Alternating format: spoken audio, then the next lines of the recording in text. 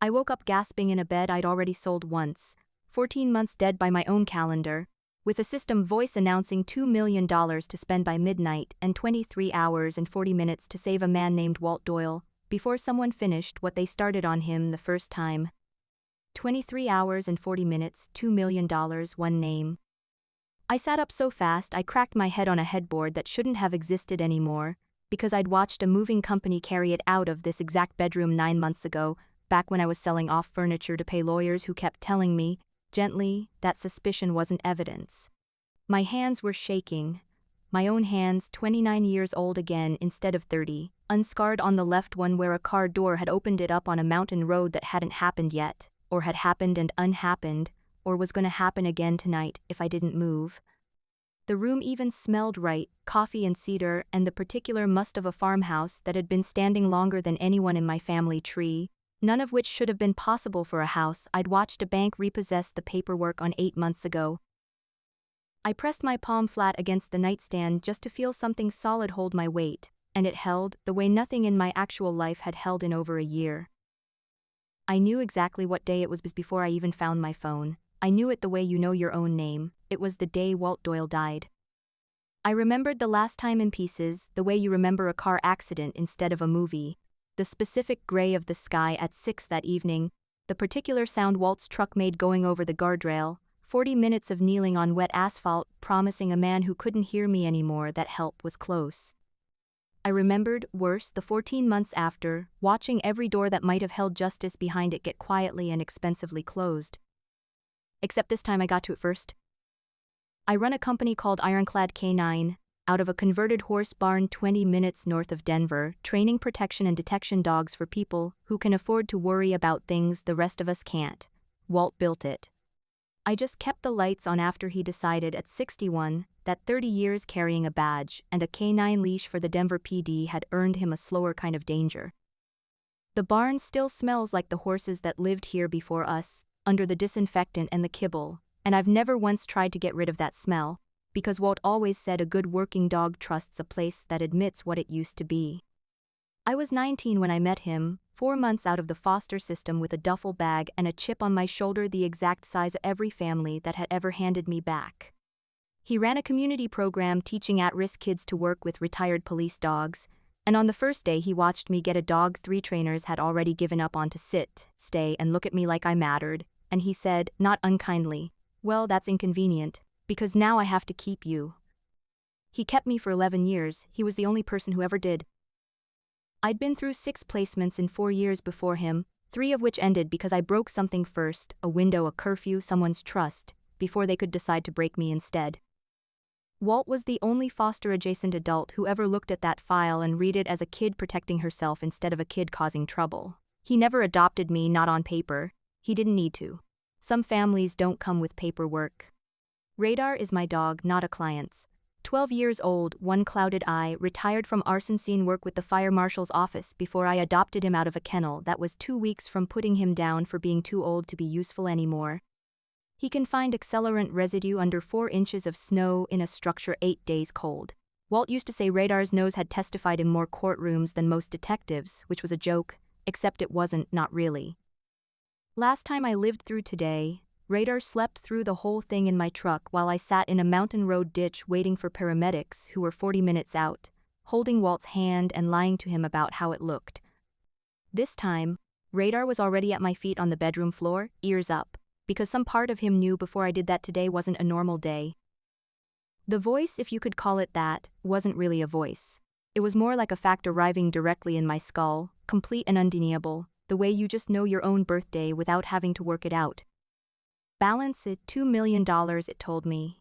Deadline, midnight, conditioned, spent, not saved, not invested, not in an account to think about later. Spent on something that changes tonight's outcome, or the balance reverts, the day resets, and you go back to the ditch. I tested it before I trusted it, because that's the kind of person Walt raised. I transferred $5,000 into a separate savings account, just to see and watch the number vanish from my balance and reappear in the 2 million a full 10 seconds later, like the system had simply reached into my bank and taken it back, unimpressed. Message received. It wasn't going to let me hoard this, hedge this, or think my way around it. It wanted it gone fast, and it wanted it to matter. I've read enough books, half drunk, in the 14 months I spent trying to prove Walt's death wasn't an accident, to know how these stories are supposed to work. You wake up broke and disgraced and claw your way back to power one scene at a time, proving yourself an inch a chapter, and somewhere around chapter 40 you finally have enough leverage to save the person you loved. I didn't have 40 chapters.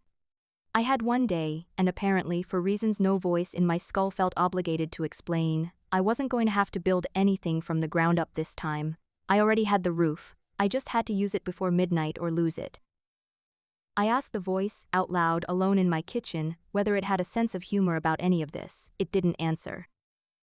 Apparently the system delivered terms and conditions, not conversation, which struck me as exactly the kind of customer service you'd expect from something that had just handed a broke dog trainer $2 million and a bank shot deadline instead of, say, a warning 3 days ago when it would have actually been useful.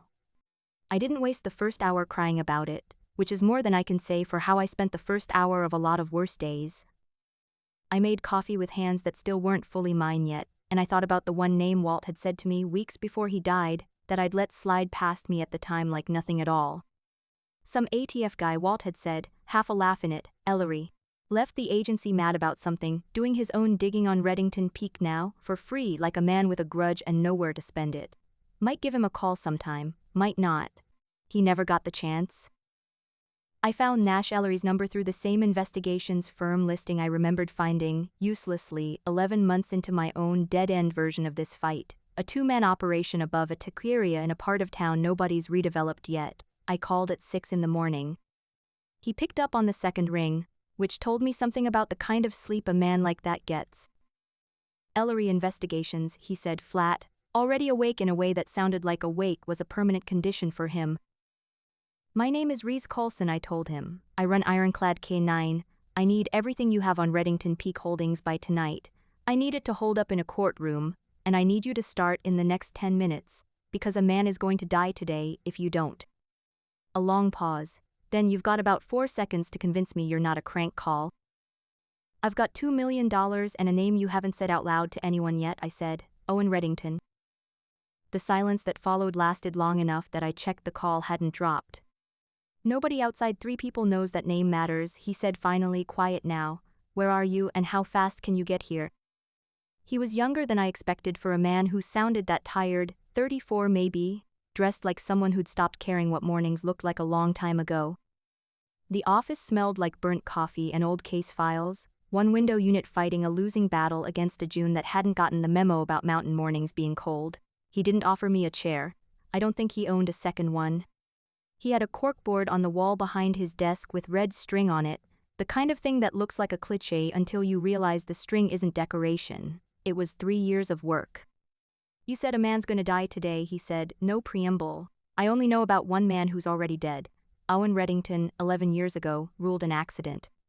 Walt Doyle today, I said, if we let it happen the way it's supposed to.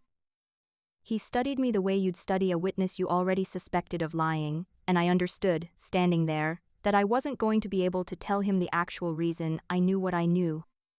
Nobody sane hires a private investigator on the strength of a memory from a life that technically hadn't happened yet. My source is solid, I told him. I can't tell you who it is. You're going to have to decide today whether that's a deal breaker, because I don't have time to earn your trust the slow way. $2 million, he repeated, like the number itself might be the tell that I was lying. Dog trainers don't have $2 million. This one does, today, I said. Ask me again tomorrow and I might not be able to explain where it went either. That's not exactly reassuring. It's not supposed to be reassuring, I said. It's supposed to be fast. He looked at me for a long moment. Then he pulled the string off the corkboard, all of it, and started laying it back out in a different order, like he'd been waiting 3 years for someone to hand him a reason to rearrange it. I've been building this case since ATF let it die quietly in a filing cabinet, he said. If your $2 million can move faster than 3 years of me doing this alone on a severance package, I don't actually care where you got Owen Reddington's name from. If it comes down to a choice between finishing this case and keeping me safe, he added, not looking up from the string, I want you to know right now which one I'm picking. It wasn't tender. It wasn't even really about me yet. But it was the first quiet, possessive-sounding thing anyone had said to me in 14 months of a life I remembered living completely alone, and it landed harder than it had any right to. By 9 that morning we had a plan, and I had $400,000 gone already, more money than Ironclad K9 had grossed in its best 2 years combined, spent before most of Denver had finished its first cup of coffee. I retained Nash's firm for $150,000, enough to bring in 2 forensic accountants he'd been wanting for years and couldn't afford, both of them elbow-deep in Redington Peak's shell companies before lunch. I posted a reward through a proxy so it couldn't be traced back to me before tonight mattered, $300,000 for anyone with documentation on the land use permits for the Ridgeline expansion, and by 10:30 a project engineer who'd been sitting on a guilty conscience for 2 years called Nash's office in tears.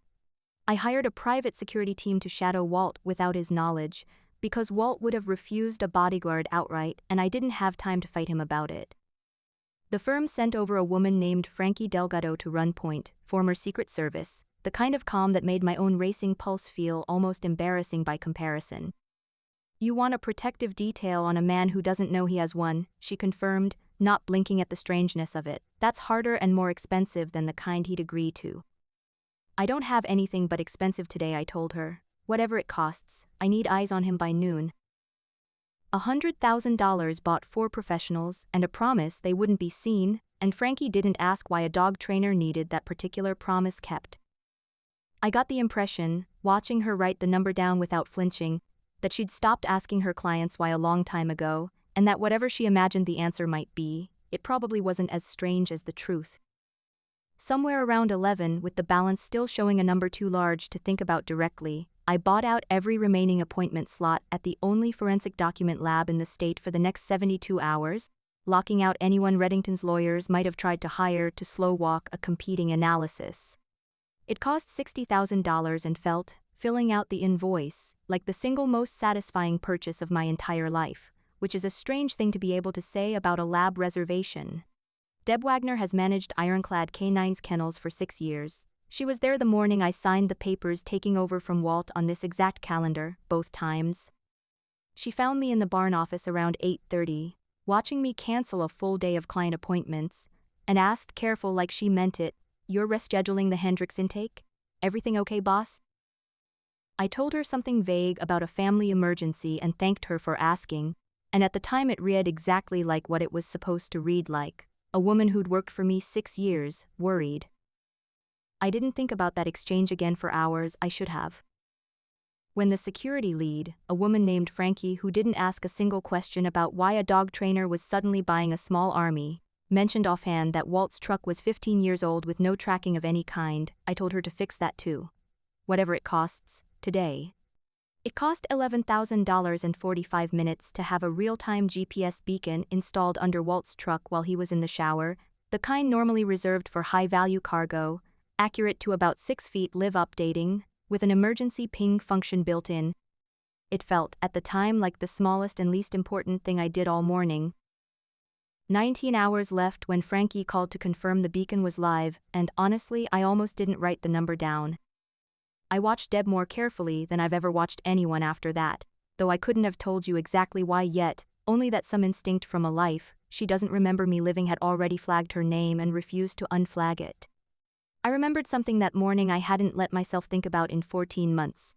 2 weeks after Walt died, the first time Deb quit without notice, no 2 weeks no goodbye, and moved to Scottsdale with enough money to buy a condo in cash on a kennel manager's salary. I'd been too underwater in grief to ask the obvious question back then. I had all day today to ask it now. By early afternoon, with investigators crawling all over Redington Peak's finances and a reward drawing blood, Deb started taking her phone into the supply closet to make calls, which is the kind of thing you only notice if you already know to look for it. At 2:40, I stood outside that closet door and listened to her say low and fast, "She's already got investigators on it. I don't know how, you need to move up the timeline," before I stepped back so she wouldn't know I'd heard. I thought about her question that morning, the careful, concerned one. "Everything okay, boss?" It hadn't been concern. It had been a status update, dressed up gentle enough that I'd handed her the whole shape of my day without noticing I'd done it. I didn't confront her, not yet. Confronting her would have told Redington's people exactly how close I was, and I needed them confident, not careful. So I let her keep her supply closet and her secret a little longer, and I felt something in my chest go very cold and very still, the way it does right before you stop being afraid of someone and start being simply done with them. Desmond Reddington came to the barn himself around 4, which told me Deb's phone call had done exactly what I was afraid it would. I heard the car before I saw it, tires too quiet on gravel for anything under $200,000, and Radar's head came up off his paws in the training yard, like he'd heard it too and already didn't like it. He didn't look like a man who'd developed half of Summit County. He looked like a man who golfed mild and sun-spotted, wearing a fleece vest like camouflage, like wealth this old didn't need to announce itself in a suit anymore. Heard you might be training a dog for us, he said, easy like this was a social call, like Radar wasn't standing at the end of his lead with every hair on his back raised in a way I'd only ever seen him do at real fire scenes. We're full up this season, I told him. Shame, he said. Walt always did good work for us. Loyal dogs, loyal handlers. Hard to find people anymore who know when to stop digging where they're not wanted. He crouched down like he might pet Radar, and Radar showed him teeth instead, low and quiet, no bark, just a promise. Desmond straightened back up, unbothered, brushing invisible dust off his knees. Dogs get put down for less than that, he said, still smiling, still easy, and for 1 second the golf course mildness dropped completely off his face, and what was underneath it was something I recognized instantly. Because I'd seen it once before, in a courtroom hallway, 14 months from now, on a lawyer's face right before he told me my case had no standing. Contempt worn comfortable like an old coat. You should be more careful who you let dig around your family's business, Miss Coulson, he said, already turning to leave. Some of it doesn't hold up well to sunlight, neither do some people. Then he got back into a car that had clearly never once had to wait for anything, and drove off down my own gravel driveway like he owned that too. Nash called an hour later with the first real break. One of the accountants had found a shell company registered in Owen Reddington's name 3 months before he died, quietly flagged to the State Land Use Board 2 weeks before the crash that killed him, the exact filing that had gone missing from the official record ever since. It's not enough yet, Nash said. It puts a motive on the board, it doesn't put anyone in a car with him. We'll have more by tonight, I told him. We'd better, he said, and I heard something under the words that wasn't professional distance anymore. Be careful today. I've read enough files on this family to know they don't wait for permission. I couldn't tell him I already knew that better than anyone alive. Around 5, with the light going gold and long over the barn's back pasture, Nash showed up in person instead of calling, a bag of actual food in one hand like he'd remembered dog trainers probably hadn't eaten either. You look like a woman who forgot lunch existed, he said, setting a container of something Thai and definitely not barn food on the tailgate of my truck. I forgot lunch existed 14 months ago, I said, and meant it more literally than he could have understood. He didn't push on that, which I was starting to notice was a pattern with him, a willingness to let a strange sentence sit unexplained instead of demanding it make sense right away. We ate standing up in the gravel lot, Radar sprawled across both our feet like he'd already decided the seating arrangement, and for about 11 minutes neither of us mentioned Reddington, or Owen, or the clock running down somewhere over my left shoulder that only I could see. You're not like most clients, he said eventually, not quite a question. I'm not really a client, I told him. I'm someone who's run out of time to be careful. He looked at me a beat too long for it to be nothing. Then he said, quiet, almost to himself, careful's overrated anyway, and went back to eating like he hadn't just said something that landed somewhere under my ribs. By 5:30, I'd stopped checking the countdown every few minutes and started feeling it instead, a low hum under everything, the particular dread of a person who already knows exactly how a night can end, and is running out of daylight to change it. I kept thinking about the last real conversation I'd had with him the first time, 3 days before, nothing important, a joke about a client's poodle, and how I hadn't known it would end up being one of the last ordinary things he ever said to me. I wasn't going to let this be that again. I didn't care what it cost. Walt called me at 6 that evening, the way he always did, casual, unbothered, a man who had spent 30 years walking toward danger instead of away from it, and had never quite unlearned the habit. Got a strange message from Desmond Reddington, he said. Wants to meet up on Sable Ridge Road tonight, alone, says he's got something to tell me about Owen he's never told anyone. Figured I'd hear him out. 11 hours and change left on a countdown only I could see, and the exact sentence I remembered him saying to me the first time, word for word, The last thing he ever said to me on the phone before the version of tonight I'd already lived through once. "Don't go," I told him, too fast, too sharp.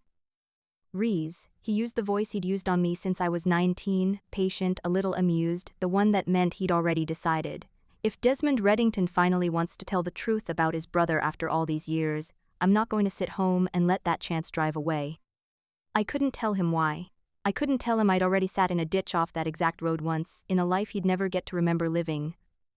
All I could do was make sure that if he was going to drive up Sable Ridge Road tonight anyway, he wasn't going to do it as unprotected as he had the first time.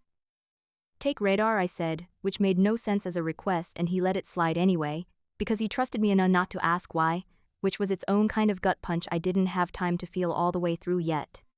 Nash drove. I don't remember agreeing to that, only that somewhere between Walt hanging up and us pulling out of the barn's gravel lot, it had simply been decided, the way things get decided between two people who've spent one impossible day discovering they trust each other's instincts more than their own. 4 hours left, then 3. The GPS ping on Frankie's tracking app updated every 8 seconds. A small blue dot climbing Sable Ridge Road, exactly the way I remembered it climbing, exactly the way it was always going to climb, right up until the dot stopped moving at a bend I knew too well, at a time I recognized in my bones before I recognized it on the dashboard clock. We were 9 minutes out when it stopped. 9 minutes felt at highway speed on a switchback mountain road in the dark, like the entire distance between one life and another. I spent those 9 minutes doing math I didn't want to do, 14 months of grief against 9 minutes of highway, trying to decide which one would turn out to have been the longer distance. Nash didn't say anything. He just drove like a man who'd already decided the speed limit was somebody else's problem tonight. We found the truck nose down in the same ditch, glass scattered across wet asphalt catching our headlights, and for one full, silent, airless second, I was certain we'd done all of it, the $2 million and the investigators and the reward money and $11,000 on a tracking beacon, for absolutely nothing, that the day had insisted on ending the same way no matter how hard I'd fought it. Then radar started barking from the back seat, not his fire alert bark, not his fine bark, a bark I'd only ever heard him use once before, at a training decoy who'd gotten too close to a dog he considered his.